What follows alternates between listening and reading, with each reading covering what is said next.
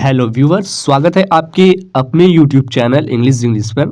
आज का हमारा स्टोरी का टॉपिक है यूनियन इज स्ट्रेंथ, यानी एकता ही शक्ति है। ठीक है, यूनियन का मतलब होता है एकता या फिर एकजुट, और स्ट्रेंथ का मतलब होता है मजबूती या फिर शक्ति। ठीक है, इस स्टोरी की मदद से आप डिफ़िकल्ट वर्ड्स सीखेंगे। ठीक है, जितने भी रेड कलर में डिफ़िकल्ट वर्ड्स हैं वो सीखेंगे, कैसे हम इंग्लिश को ट्रांसलेट करेंगे हिंदी में वो भी सीखेंगे।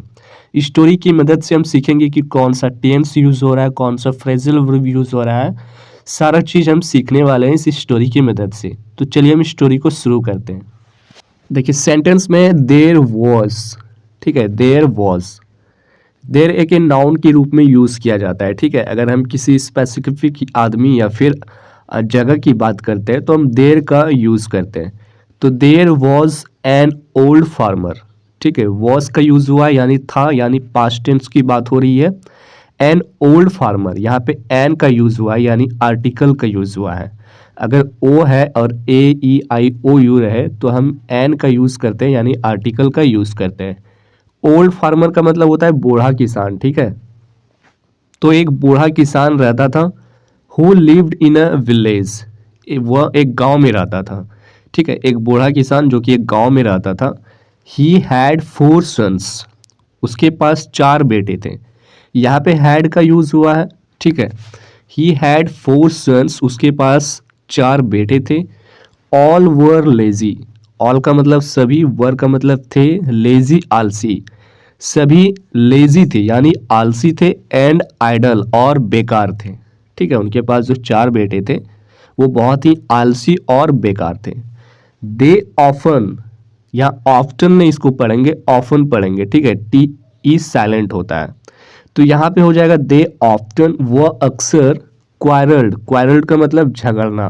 ठीक है, एमंग देम सेल्व्स यानी आपस में, उन बीच में, उनके बीच में हमेशा वे लोग झगड़ा करते रहते थे। वो चारों जो बेटे थे उनको आपस में झगड़ा करते रहते थे, एक जो ओल्ड फार्मर के 4 बेटे थे। तो फिर देखिए आगे स्टोरी में क्या है। आगे है the old man was very much annoyed with it. जो ओल्ड मैन था वो बहुत ज़्यादा एनॉयड यानी नाराज था विथ इट, ये सब चीज़ से, जो वो लोग झगड़ा करते थे इसकी वजह से वो ओल्ड मैन जो था बहुत ही ज़्यादा नाराज था। सो ही कॉल्ड, सो का मतलब इसलिए, ही कॉल्ड उसने बुलाया। कॉल का वर्ब टू या फिर थर्ड है कॉल्ड, इसलिए उसे बुलाया। हीज 4 सन्स, अपने चारों बेटों को। ठीक है, हीज 4 सन्स, अपने चारों बेटों को। एंड टोल्ड, और कहा, यहाँ पे सेड का वर्ब टू है टोल्ड, और कहा। डैम, उन्हें, दैट की, सिंस चुकी, हीज उनकी, and I was, and was near, चूंकि उनका जो अंतिम समय, उनका नज़दीकी समय, एंड वॉज नियर उनका नज़दीकी समय है। ही वांटेड टू टीच, वह सिखाना चाहता था। वांटेड का मतलब चाहना होता है, टीच का मतलब सिखाना। वह सिखाना चाहता था देम, उन्हें, अ लेसन, एक सबक, उन लड़कों को एक सबक सिखाना चाहता था क्योंकि वे बूढ़े हो गए थे, उनका अंतिम समय आने वाला था।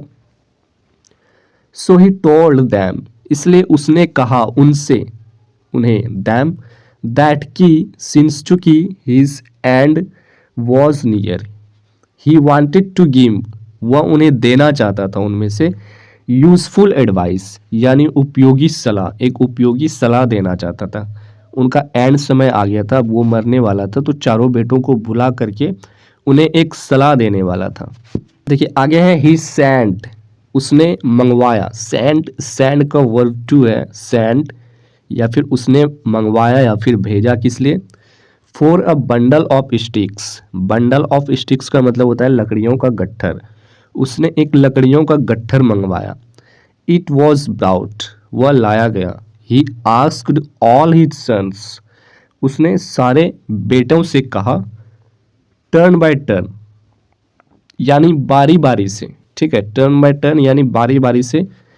टू ब्रेक, तोड़ने के लिए। The bundle of the sticks, वो जो लकड़ियों का जो बंडल था बारी बारी से उनको तोड़ने के लिए कहा गया। ऑल ट्राइड हार्ड, सभी ने पूरा प्रयास किया। But none of them, but उनमें से कोई भी, was able to break, able का मतलब सक्षम नहीं हो सका, द बंडल लकड़ियों का गट्ठर तोड़ने में। फिर क्या हुआ, देन ही आस्क्ड, तभी उसने कहा, वन ऑफ देम, उनमें से एक, यूनाइटेड द बंडल, उन बंडल को खोलने के लिए कहा। दिस वॉज ऑल्सो इमीजिएटली, और यह जो है तुरंत किया गया। Then he asked each of them, उनमें से प्रत्येक कोई, टू ब्रेक द स्टिक्स, उनमें से प्रत्येक कोई उस लकड़ी को तोड़ दिया, इंडिविजुअली, व्यक्तिगत रूप से। नाउ ईच वन, अब हर कोई, सक्सीड इन डूइंग अस, अब हर कोई इसमें सक्सीड हो रहा था, यानी सफल हो रहा था। तो इस स्टोरी से हमें क्या मोरल मिलती है, इस स्टोरी से हमें यही मोरल मिलती है कि अगर हम लोग यूनियन है, अगर हम लोग एकजुट हैं, तो किसी किसी को भी तोड़ सकते हैं, ठीक है। अगर हम अकेले हैं तो तोड़ना भारी हो सकता है, तो इसलिए हम लोग को एकजुट होकर रहना चाहिए। तो गाइज इस प्रकार की स्टोरी हमारे चैनल पे बहुत ही मिलेंगे, ताकि आप थोड़े समय में इंग्लिश को थोड़े थोड़े करके लर्न कर सकते हैं।